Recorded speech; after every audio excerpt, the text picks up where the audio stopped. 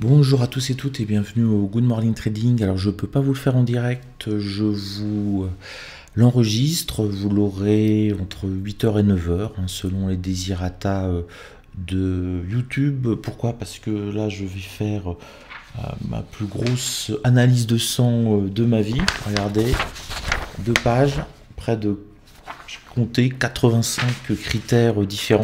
Je sais pas combien de fioles ils vont me prendre.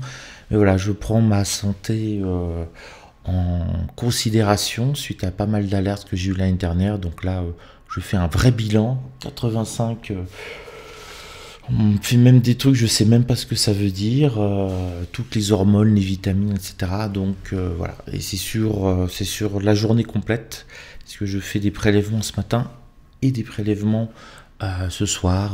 Voilà, c'est lié notamment au cortisol ou quelque chose comme ça, une hormone qui peut varier en fonction du matin et du soir et voir l'évolution. Bon, tout ça pour vous dire que tout est enregistré aujourd'hui exceptionnellement, mais sans aucune coupure, donc comme si c'était du direct. De toute façon, je sais pas faire les montages.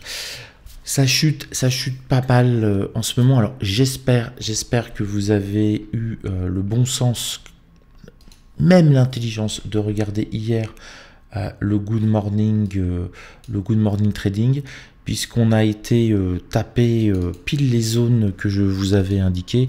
On va regarder ça en une minute, on le verra mieux. Hop. Et pourquoi je vous le remonte? Parce que ça peut peut-être à nouveau fonctionner. Donc hier, on a eu une belle chute. Et regardez, pile le niveau que je vous avais indiqué, intéressant.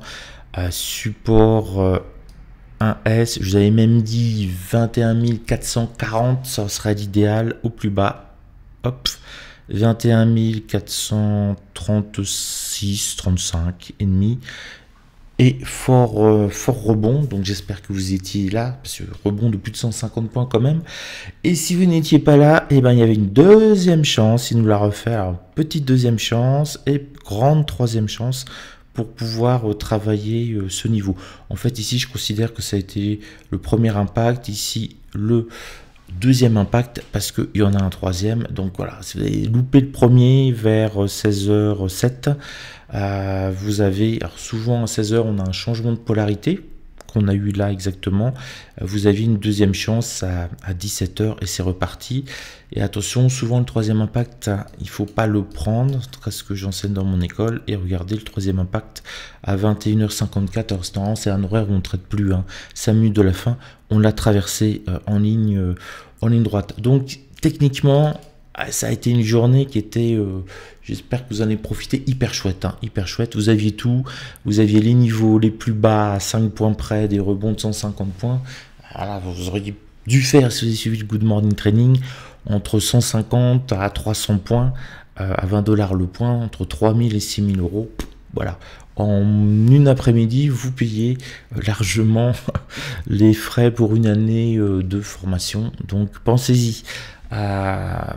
Par contre, on voit maintenant que ça continue à chuter après les beaux rebonds que l'on a eu sur le point pivot mensuel et qu'on est en dessous. Donc ça, c'est pas super bon signe. Pourquoi c'est pas super bon signe?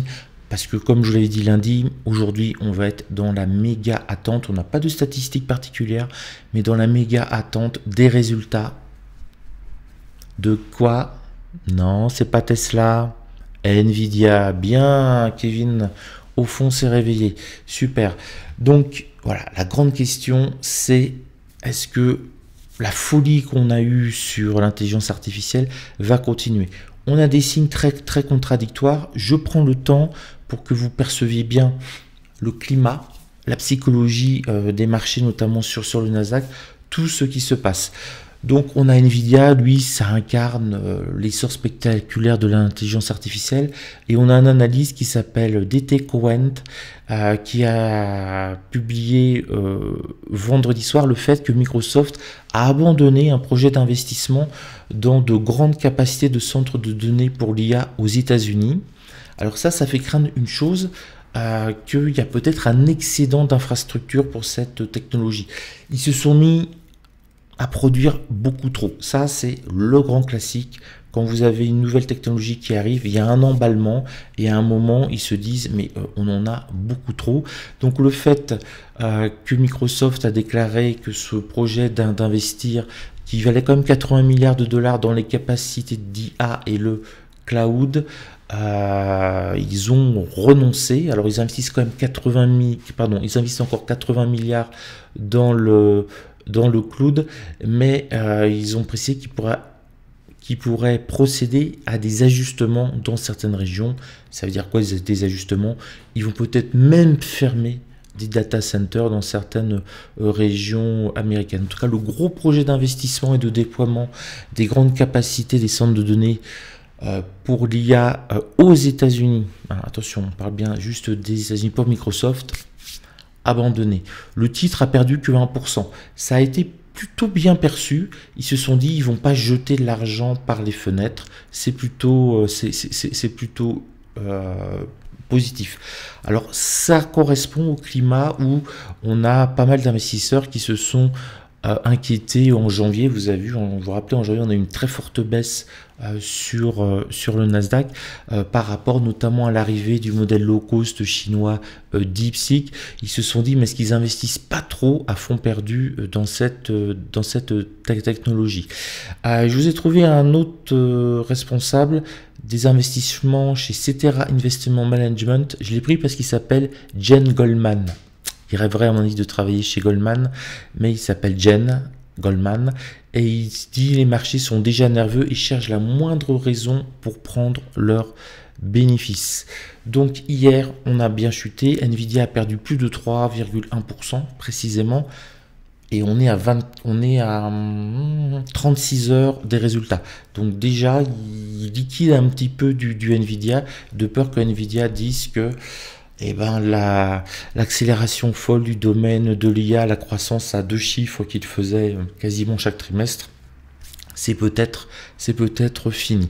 Alors, ça, c'est le verre à moitié vide. Le verre à moitié plein, vous avez Apple qui débarque, qui est extrêmement discret, Apple. Extrêmement discret sur l'IA, le cloud et tout. Ils ont juste fait comme ça une petite annonce entre deux filets de presse. Ils ont dévoilé un projet d'investissement de 500 milliards de dollars pour les 4 prochaines années pour l'IA. Pour l'IA, Apple investit pour les 4 prochaines années 500 milliards. Je vous laisse regarder combien de petits milliards investit la France dans ce domaine pour les 4 prochaines années. C'est ridicule à côté. Donc là, Apple, alors on peut investir 500 milliards et ça peut rien donner. Mais il y a quand même des chances que ça donne quelque chose. C'est pas rien, c'est Apple qui est derrière. Donc d'un côté, on a Microsoft qui ne jette pas l'éponge, mais dit on a été un petit peu trop loin. On va arrêter nos investissements massifs. Et Apple débarque, on leur a rien demandé, et dit bah nous on va mettre 500 milliards pour les 4 prochaines années. Ça fait juste 125 milliards par an, ça fait juste 10 milliards par mois, ça fait juste 2,5 milliards par semaine qu'ils investissent. Et divisé par 7, ça nous fait quoi? Ça fait juste un petit chèque de 300 millions à 400 millions de dollars par jour. Je ne me suis pas planté? Je pense pas, non. Bon, sinon, vous me le direz, dès qu'on se plante, on a toujours les trolls qui nous tombent dessus. Voilà l'idée. 300 à 400 millions de dollars par jour. Je vous le fais par heure? Allez, 10 millions, entre 10 et 15 milliards de dollars par heure. On le fait par minute? Non, allez, vous divisez par 60, c'est facile. Un truc qui est complètement hallucinant, on dirait presque la dette française en fait. Voilà, ça va même plus vite que la dette française, donc c'est complètement hallucinant. Que va nous réserver Siri dans les prochaines années? Ça risque d'être assez génial.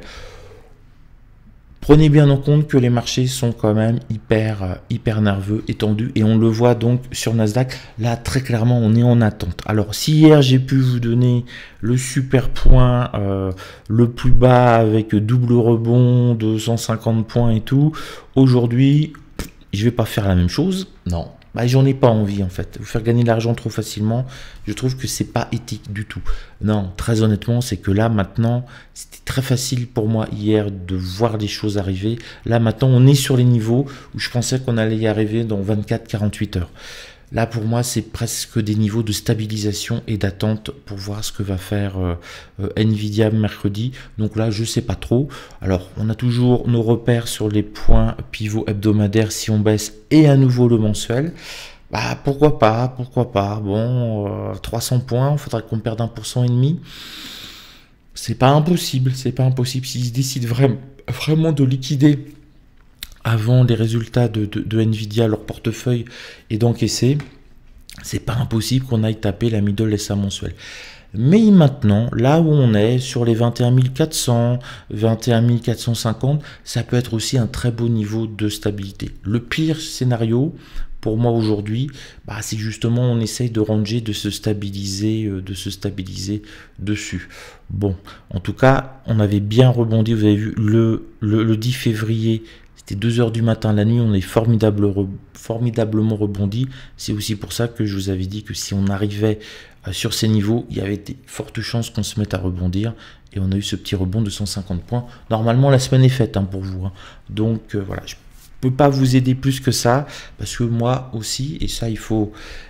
si vous rencontrez quelqu'un qui a toujours une opinion sur la bourse en permanence, c'est qu'il ne traite pas, c'est pas possible, c'est que c'est un charlatan, un diseur de bonne aventure ou de mauvaise aventure, ça dépend. Dire la mauvaise aventure, c'est mieux en fait, ça fait beaucoup plus d'audience. Mais quoi qu'il en soit, moi, là, je vous dis, je sais pas, je préfère attendre. Donc je fais un petit peu les deux scénarios dans ma tête. Si ça baisse, où est-ce que je rentre? Bah, si on casse là les 21 360, 350, bah, peut-être aller chercher les 21 250, là 21 220, c'est plutôt pas mal. 200, 220 pour la stabilité. Et puis bah, si on se remet à monter, j'ai quand même attendre qu'on break les 21 500. Et je vois qu'on se maintient au-dessus des 21 500 ou qu'on revient dessus, on rebondit pour essayer de prendre une position en cas de remontée. Voilà, c'est tout. Donc là, plutôt attendre de voir ce qui se passe. Sur le S&P 500, regardez, on a exactement la même chose. Il se stabilise sur son point pivot. Bon, lui, il est aidé par les 6000 points, niveau symbolique. Alors, on est passé un tout petit peu en dessous, 3-4 fois sur la séance d'hier. À chaque fois, poum, on a systématiquement rebondi. Donc là, on voit qu'on a un bon support qui peut être relativement efficace. Donc Nasdaq, S&P 500, les deux frères, le grand et le petit frère, sont stabilisés pour le moment sur des niveaux qui sont cohérents. Donc, et les 6000, il va quand même falloir les enfoncer, il va falloir une mauvaise news. Pour le Dow Jones, même chose, 43 400. Alors lui, il n'a pas été tapé la middle S1 mensuelle. Il a complètement cramé son point pivot. Je vous avais dit, c'était lui le plus faible. On a eu un basculement. Depuis qu'on a les problématiques sur l'inflation, c'est plutôt le Dow Jones qui est touché. Donc il baisse plus vite et il enfonce plus rapidement les niveaux que les autres indices américains. Sur le DAX, donc on a eu un mouvement sur le DAX d'accélération hier, de soulagement entre guillemets, où bah, finalement CDU, CSU va encore gouverner en Allemagne. C'est à peu près la même chose depuis une cinquantaine d'années, avec quelques passages SPD. Les gens disent on a fait des conneries et ils revotent CDU ou CSU. Bon, voilà, les sociodémocrates sont contents en Allemagne, ça se stabilise là aussi sous la résistance à un mensuel. On sent qu'on a besoin d'infos pour savoir où aller sur tous les marchés. On a fortement monté, on se stabilise sur des niveaux clés, on contacte des points pivots pour tous les indices, sauf le CAC 40. Alors là, c'est pour ça que le CAC 40, il pourra peut-être être aspiré sur une vague baissière sur le plus haut du mois précédent. Possible. Les 8100, je ne sais pas s'ils vont pouvoir tenir de manière forte. On voit que depuis 4 jours à peu près sur le CAC 40, on a des petites tentatives haussières, mais elles sont tout de suite, ils se prennent une grosse claque et ça redescend. Donc retourner sur le plus haut du mois précédent, les 8050, ça paraît tout à fait possible. Donc on est dans un marché qui manque d'informations, on n'a pas de grosses statistiques avant vendredi. Je vous rappelle, vendredi, PCE Core, c'est l'indicateur américain, c'est l'indicateur le plus important pour toutes les places boursières au monde actuellement. Ce sera peut-être pas le cas dans 5 ans, mais actuellement c'est le plus important. Et puis Nvidia, la plus grosse boîte, la plus grosse capitalisation du monde, leader et porteur du domaine de l'intelligence artificielle, de l'IA, je peux même plus appeler ça des microprocesseurs, des méga processeurs de calcul dans le domaine, nous donne mercredi soir le verdict. Et ça, je pense que ça va nous donner le sens pour quelques jours, voire 2 ou 3 semaines, parce que là, c'est le verdict sur l'ensemble du secteur de l'IA. Microsoft se retire, Apple rentre massivement dans le jeu, entre guillemets le jeu. Alors en tant qu'historien économiste, je vous ferai peut-être, si j'ai le temps, une vidéo dessus, mais là on est dans des chamboulements massifs où à la fin on n'aura pas 40 IA qui vont dominer le monde, on en aura 2 ou 3. C'est toujours la même chose quand tu as une nouvelle technologie, beaucoup d'acteurs, et puis on a une sélection naturelle, on pourrait dire du darwinisme économique. Une grande partie vont dégager. Je rappelle toujours, on avait plus de 100 constructeurs automobiles en France au début de l'automobile, et puis on est rapidement retrouvé à 3 ou 4 avec une concentration du secteur. Pareil dans l'informatique, vous pouvez acheter des tas de micro-ordinateurs avec des marques totalement différentes. Pour les plus vieux, on avait des Alice, on avait des Thomson, les MO5, TO6 ou TO5, je sais même plus. Pour les un tout petit peu moins vieux, c'est ma génération plutôt, les Amiga, les Atari ST, les 400, Amiga 464, le top du top, le 6128, le meilleur qui ait jamais existé comme ordinateur particulier. Et puis tout ça disparaît et on arrive finalement dans le monde des ordinateurs, en avoir 2 pour les particuliers, le monde du PC et le monde Apple, macOS, et puis c'est tout. Donc on n'est plus dans la diversité, ce sera exactement la même chose pour les IA, on en aura 2, 3, 4, et puis c'est tout. C'est la même chose pour les navigateurs internet, pour les moteurs de recherche. Vous avez au début il y en avait une quarantaine et énormément ont disparu, qui se rappellent de Hasta la Vista, super moteur de recherche. On avait le temps d'aller boire un café quand on lançait une recherche. Maintenant on a Google, on a un petit peu encore Microsoft avec Edge et Bing, mais voilà, pas grand chose. Je me rappelle même plus le nom du moteur de recherche qui avait été développé par Wanadu, Orange. Je ne m'en rappelle même plus. Et ça marchait parce que les utilisateurs d'Orange et Wanadu, quand ils se connectaient, poum, ils l'avaient en pleine page. Voilà. J'ai rencontré des gens qui pensaient que Internet c'était juste ça, la page du portail d'Orange, qu'il n'y avait pas autre chose à côté. C'est vous dire. Pareil, il y en a, ils pensent qu'il n'y a que Facebook qui existe au monde. Bon, je vous laisse, je vais aller me faire piquer. Voilà, je suis déjà en retard, il est 8h02.